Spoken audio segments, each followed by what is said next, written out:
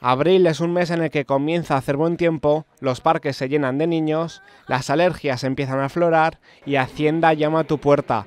Más de 800.000 aragoneses están llamados a presentar su declaración de la renta en los próximos 3 meses. Y aunque no es algo que haga especial ilusión, la gente confía en que les salga a devolver. Espero que sí, yo creo que sí, ya lo intentaré a ver. Espero que me devuelvan, sí. Pues espero que me devuelvan. Pues no lo sé, cómo saldrá, no lo he mirado todavía porque me faltaba un dato y he venido precisamente a buscarlo aquí a la Delegación de Hacienda.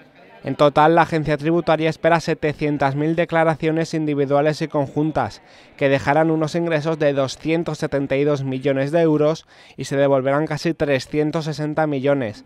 Algunos ya han comenzado a recibir su dinero.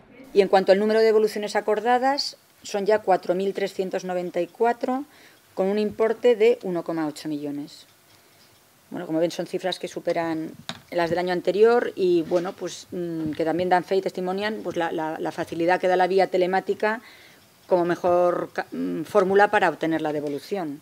Como principal novedad, la desaparición del programa Padre, que se agrupa a la renta web para dotar de agilidad y flexibilidad a la plataforma online.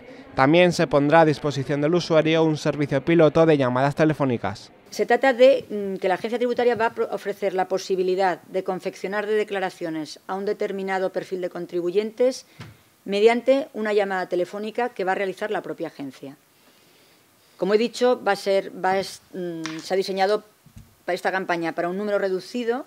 El plazo para presentar la declaración acaba el 30 de junio. Las recomendaciones pasan por no dejarlo para última hora y revisar todos los datos.